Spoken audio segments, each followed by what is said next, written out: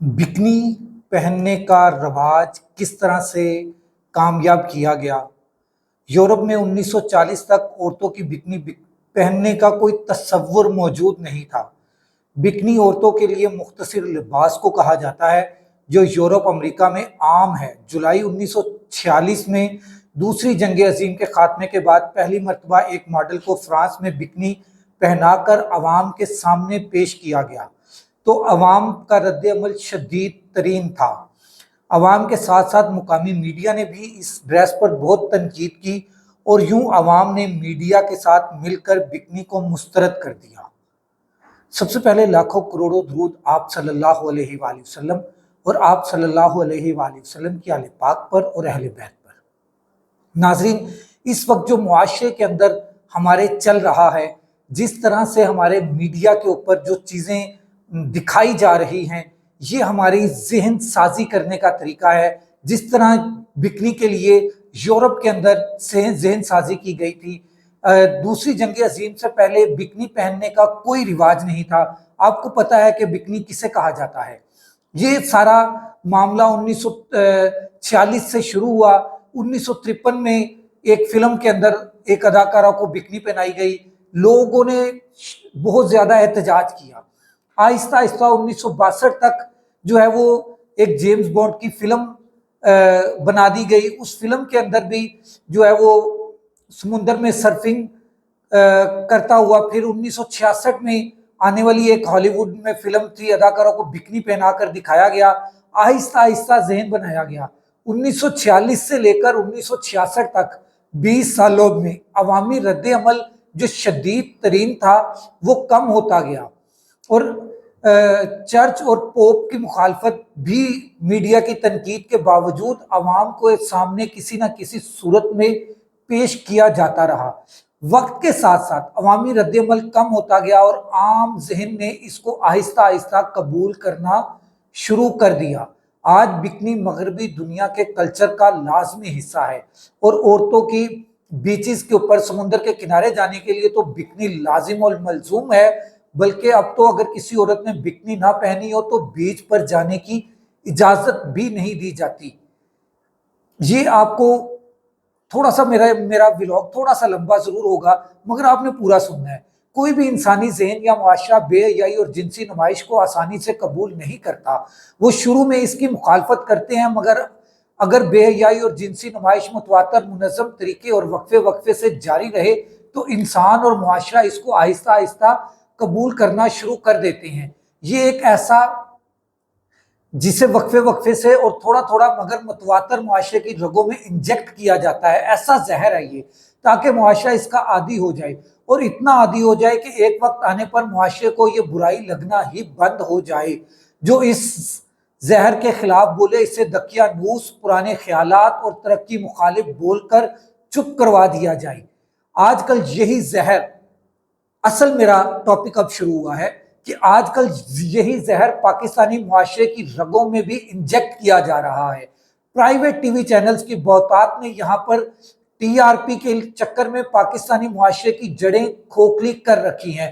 Content के नाम पर साली और बहनोई के दरमियान ताल्लुकात, भाभी और देवर के दरमियान ताल्लुकात जैसे गलीज मौजूआत पर ड्रामे बनाए जा रहे हैं। शादीशुदा मर्द और औरतों के नामहरम मर्दों और औरतों के साथ ताल्लुकात दिखाए जा रहे हैं और तलाकों को ग्लोरीफाई किया जा रहा है, जिसकी वजह से मुआशरे में तलाकों की शरह बढ़ रही है। बाकी रही सही कसर हमारे टीवी शोज के एंकर्स और सोशल मीडिया इन्फ्लुएंसर्स पूरी तरह कर रहे हैं। हर साल टिकटॉक पाकिस्तान में एक सालाना शो का इनकाद करता है जिसमें नए उभरते हुए नौजवान इन्फ्लुएंसर्स की हौसला अफजाई के लिए अवार्ड दिए जाते हैं। इस साल तो 14, 15 और 16 साल की छोटी बच्चियों को अवार्ड दिए गए हैं, क्योंकि ये बच्चियां टिकटॉक पर कंटेंट बनाती हैं और कंटेंट क्या होता है, इंडियन गानों पर बेहुदा डांस होता है। यकीन करें पाकिस्तान में ऐसा कंटेंट बनाने पर नौजवान लड़कियों की हौसला अफजाई की जा रही है। ऐसे कंटेंट पर लोगों के जिस तरह के कमेंट्स होते हैं, लोग लड़कियों के जिस्म के मखसूस हिस्सों को लेकर जिस तरह की बेहुदा बातें करते हैं, अगर कोई गैरतमंद इंसान पढ़ ले तो शर्म से मर जाए। मगर बदकिस्मती मुलाहिजा करें कि इन्हीं बच्चियों के माँ बाप अवार्ड शो में मौजूद थे। وہ بھی یقیناً یہ سب کمنٹس پڑھتے ہوں گے، مگر بے حسی کا لیول چیک کریں کہ اب انہیں اس سے کوئی فرق نہیں پڑتا۔ ایسے کنٹینٹ کو آج کل کیریئر کا نام دیا جاتا ہے، اور ماں باپ اپنے بچوں کو مکمل سپورٹ کرتے ہیں۔ آپ آج سے 15 سال پہلے والے پاکستان میں چلے جائیں، جن باتوں کو آج کل نارمل سمجھا جا رہا ہے، انہی باتوں پر 15 سال پہلے قتل کیا جاتا تھا۔ آج آپ دیکھ لیں کہ صرف 15 سالوں میں ہم کہاں سے کہاں پہنچ چکے ہیں۔ یہی حال ہمارے ٹی وی شوز کا ہے۔ یہاں ٹی آر پی کے چکر میں اخلاق سے گری ہوئی حرکتیں کی جا رہی ہیں۔ آپ نے ابھی ایک اداکارہ کی جس کی تیسری شادی ہوئی، پہلی 2 شادیاں ناکام کیوں ہوئی، ہمارا اس سے کوئی لینا دینا نہیں ہے۔ شو میں وہ اداکارہ اپنی بیٹی کے ساتھ صوفے پر براجمان ہے، اور اسی اداکارہ کا شوہر لائیو ٹی وی پر بیٹھی بیٹی کے سامنے اپنی بیوی کو کندھوں پر اٹھا لیتا ہے اور کیمرے کے سامنے انتہائی بیہودہ پوز کرتا ہے، جبکہ اس کی بیٹی خوشی سے آئی لو اٹ چلا رہی ہوتی ہے۔ عام پاکستانی گھر میں ایسا تصور نہیں کیا جا سکتا جو ٹی وی پر عام دکھایا جا رہا ہے۔ کوئی اپنے گھر میں جو چاہے مرضی کرتا رہے، لیکن ساری دنیا کے سامنے ایسی حرکتوں کو بھی جسٹیفائی نہیں کیا جا سکتا۔ ہم کبھی بھی یہ ڈسکس نہ کرتے، میں تو یقین کریں کبھی بھی ایسا ڈسکس نہ کرتا اس موضوع کو، مگر آج کل نوجوان نسل کے رول ماڈل نہ ہوتے یہ لوگ، تو میں کبھی بھی اس طرح کی ولاگ نہ کرتا۔ لوگوں کی بڑی تعداد، خاص کر نوجوان نسل، ان کو بہت فالو کرتے ہیں، اور یہی ہماری سب سے بڑی بدقسمتی ہے۔ ہم بحیثیت کو مجموعی قوم کبھی اپنے ہیروز کی قدر نہیں کی، کبھی کسی کرکٹر، سائنسدان اور ڈاکٹر کو وہ عزت نہیں دی جس کے وہ مستحق ہیں۔ اس لیے آج ہمارے بچے سائنسدان، میڈیکل، مصنوعی ذہانت میں اپنا نام نہیں بنا رہے، اور نہ ہی ہم نے علماء کو وہ عزت دی ہے جو ہم نے ٹک ٹاک کر، انسٹاگرام ریلز بنا کر مقام حاصل کرنے والوں کو ہم وہ عزت دے رہے ہیں۔ جو ٹک ٹاک کے اوپر ڈانس کر رہے ہیں ہم ان کو وہ عزت دے رہے ہیں۔ جو فیس بک کے اوپر آ کر بیہودہ گفتگو کر رہی ہیں ہم ان کو اپنا رول ماڈل بنا رہے ہیں۔ دکھ کی بات تو یہ ہے کہ یہ سب رکنے والا نہیں۔ ذرا اس آنے والی نئی نسل کے بارے میں سوچئے کہ جن کے بزرگ ہمارے آج کے جین زی ہوں گے۔ خدا کے لیے اپنے بچوں کو یہ جو آئے دن ویڈیوز ریلیز ہو رہی ہیں، یہ جو ویڈیوز لیک ہو رہی ہیں، یہ لیک نہیں ہو رہی میرے بھائی، یہ ریلیز ہو رہی ہیں۔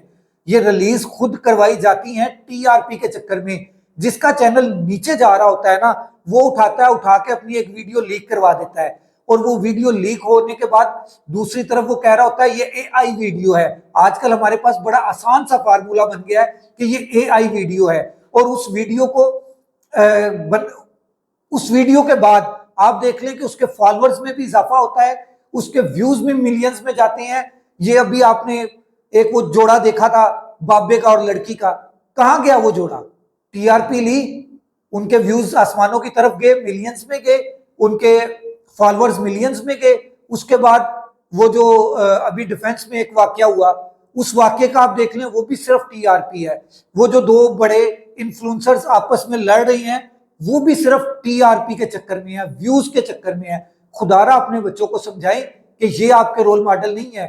آپ کے رول ماڈل آقا کریم حضرت محمد مصطفیٰ صلی اللہ علیہ وآلہ وسلم ہے۔